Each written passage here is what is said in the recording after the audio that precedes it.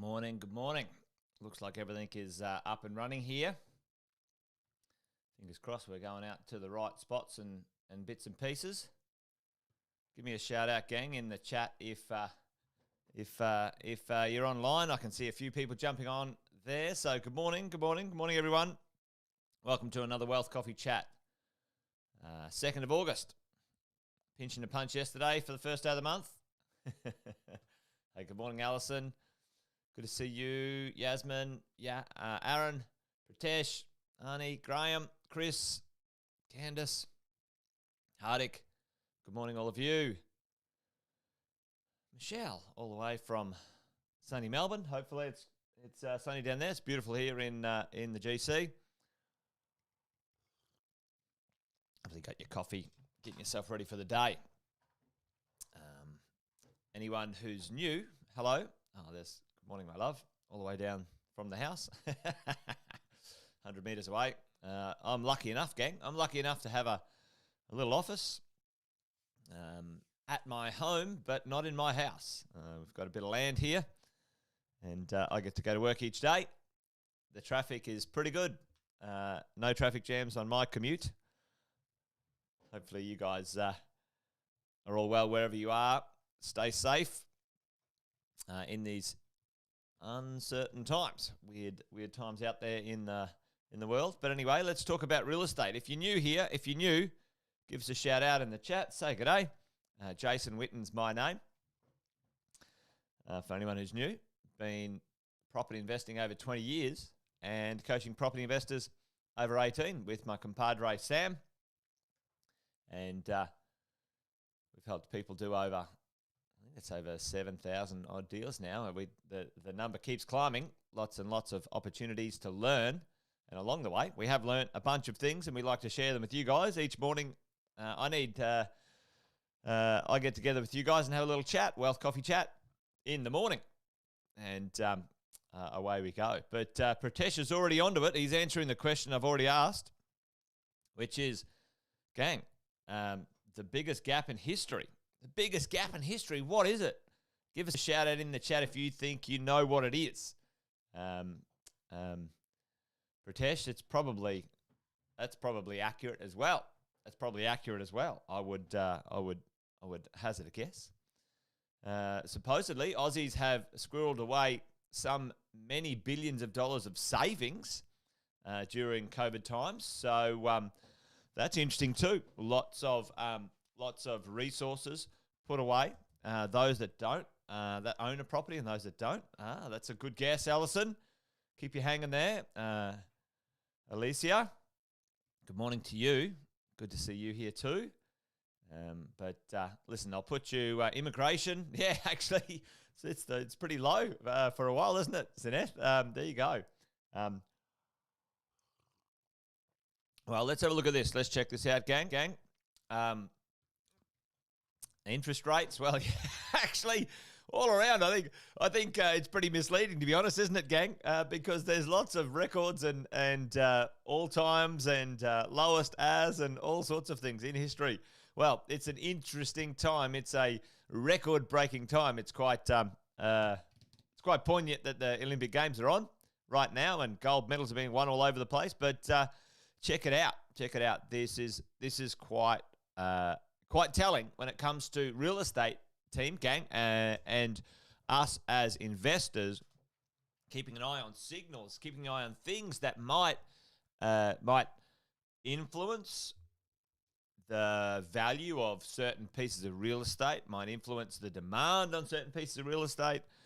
It might influence things on our rents, etc., etc. So there you go. It's the gap between houses and units, okay? And it says here, according to the Fin Review, that it is a record gap between houses and units in Sydney. And I wouldn't be surprised, gang. I'm going to check this out a bit later on. I couldn't find it in the few minutes that I was getting prepared for the Wealth Coffee Chat this morning, but I wouldn't be surprised if that's not the case for Melbourne. If that's not the case for Canberra, and probably many of the other cities as well, because Canberra and Melbourne, gang, have now gone to the $1 million average house price. Sydney is 1.4 million and climbing. So there's some interesting things going on out there in the world of property prices, and the idea that we need to be ready and understand what's going on so we can take advantage of it is always what this show's about in the mornings. Because at the end of the day, if you have a look at, what goes on often, now I'm going to try and draw, that's a pretty dodgy Australia, and New Zealand's kind of over here, I think. Yeah, don't hire me for any art projects, team, gang. That's not my cup of tea, all right? And we've got sort of Canberra in there, okay? But, if you have a look at what's going on now in the marketplace, and you go, all right, well, down here is $1 million, okay, 1 mil. Canberra's 1 mil. Sydney is 1.4. 1.4, folks. $1.4 million average house price. Brisbane, 700K. Check that out, all right? 700K. Adelaide and Perth, I think it's down in the 600s. I was looking at this the other day, okay? So we've got, and I think Darwin actually is up there in the 600 as well. But if you have a look at the East Coast and the Australian marketplace, and what do you guys think right now? What do you think that might happen when, over here, the average house price is over $1 million as well in New Zealand? So have a look at this, team. We have 1.4, 1 million, 1.4, 1 million, 1 million. It doesn't take blind Freddy to see. Where do you think people might go? Where do you think people might go, team, gang? When they're thinking, okay, I might invest. Yep, Candace is on it. Everyone's moving to Brisbane, and we're feeling it. For all sorts of reasons right now, temporary, and you can see buyers and purchasers certainly heading to the southeast Queensland area. Okay, now that makes sense. It doesn't take Einstein to work it out. And if you see, yeah, okay, there you go. Only 700K down there. Around your area, Michelle, it wouldn't get you much, So I can tell you, gang, if we understand this stuff as property investors, we can be, informed, ahead, cognizant of what might happen, where the push might be going, all right? So if we have a look at New South Wales, there we go. Let's have a look at New South Wales by itself now. And if you were in New South Wales, the house price is 1.4 million, and the yield is about 2%, okay, which is crazy. And, between 3 and 2%, not much chop. Now, the unit price, the apartment price, you think, all right, well, if I can't buy a house, what will I buy next? What will I buy next? And, if you're looking at an apartment, I'll try and draw a decent apartment here. My drawings aren't the best. But there you go. You get the point, gang. All right. Question mark. There's a gap in between these two prices, and that is where value will lie. That is where value will lie, okay? That is where capital growth may lie. That is where the opportunity for rental growth may lie. And for all of us as property investors, that idea is not only true when it comes to the difference between here, 1.4 million people want to buy a house, they're going to come to Queensland, Brisbane, Gold Coast, Sunshine Coast, pretty well from Noosa to Byron. And Byron's obviously in New South Wales, but, that kind of stretch in the north, the sort of the middle of Australia / north of New South Wales, south of Queensland.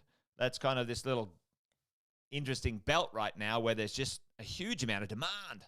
It's crazy times, right? Now, the question we have as property investors is, if these prices go up, what would be the adjustment of those prices when and if they overshoot? And I need you guys to remember this one when it comes to two things that are really important when it comes to prices overshooting and correcting, okay? Number one, the interest rates, and number two, the wages or the salaries, okay? Now, I might do another Wealth Coffee chat on this one, but team gang, these are record prices in housing, and apartments are now starting to follow. And in many locations, certainly in the locations that we've been investing in different styles of real estate. You guys know we like the idea of diversification, not only in location, but also in style of property. We've talked about this one before, the proximity of profit, team. The proximity of profit means if you want to be closer to a piece of infrastructure and you have a certain set budget, e.g., Michelle was saying here, person's got a set budget of $700,000 and they want to be close to a location, let's say, then you don't get to have a house. You exchange the location for the style of property often. So the house is 1.4. You want to be close to the train station or the beach or the city or the school. Okay, whatever it is, you can't buy a house for 1.4. You look at a townhouse, maybe there at 1 million. You look at a two-bedroom apartment. Now I can buy a two-bedroom apartment for $700,000. Okay, so that's the exchange. Now, the two things that we need to keep an eye on as investors is if the interest rates go up. Now, all communication is saying that they won't for a reasonably long time. 2024 and beyond, probably even longer. Andy and I talk about this all the time. I think we're going to be in a low interest rate environment for a heck of a long time in Australia and probably around the world, but we shall see. We shall see. I'm not an economist. Certainly don't think that I'm qualified to be an economist. There's always a joke. There's always a joke about this. Who can be? This is it's a funny joke, but sometimes people don't laugh at it. But who can be wrong 100% of the time and still have a job? An economist, and you probably get a bonus or a raise. Yeah, that makes me laugh. Anyway. But into the future, if our interest rates go up, but our wages go flat or in comparison to inflation go down, because inflation goes up, your buying power goes down, then we have to sort of have a look at that signal, all right? Okay? And we have a little look at that adjustment. I'm going to do another Wealth Coffee chat on this one. It's sort of, it's a good little conversation, a little bit deeper in depth, but we shall see. So there you go, gang. Record things around the place. The distance, the gap between Sydney and Sydney houses and Sydney apartments, I would absolutely believe that would be the case right now in Melbourne. I know it's the case in Canberra. Listen, how's this? We just got a client of ours, a brand new, get this, in Canberra, we just got a client of ours a brand new apartment for $299,000. Let me repeat that, folks. $299,000. It was a one-bedroom apartment, but it was over 50 square meters, and the rent on that is 7%. Brand new in Canberra, okay? Now, that was the brief. That was something that we had to work with. So, these things are crazy, okay? Now, imagine that. A house is $700,000 more. Fair enough, you're getting some land and a few more bedrooms. But there you go, gang. Crazy times. Anyway. All right, gang. I think that's it. I'm just waffling on now a bit. Anyway, so I wonder how long we've been going today. I'll check my time down here. 15 minutes. Yeah. Oh, I'm a big fan of Canberra. I got some real estate in Canberra. Absolutely crushing it down there. And hopefully wherever you are, you're thinking about your diversification and amplification strategy, because diversification brings safety, team. Diversify in location, not only locally, in types of property, but also interstate. I'm a big fan of that as you build your property portfolio and try and get to where you want to go. Gang, that's it. I'll call it Wealth Coffee Chat done and dusted for the 2nd of August. You guys stay well and sharp. Shout out to everyone mentoring tonight. Tonight, we have got it on. Myself, Sam, and Tabitha. We're calling it Back to the Foundations, but team, gang, it is not basic. We are going to lay out end-to-end the exact steps and processes of each of the things that you need to understand and go through as a property investor.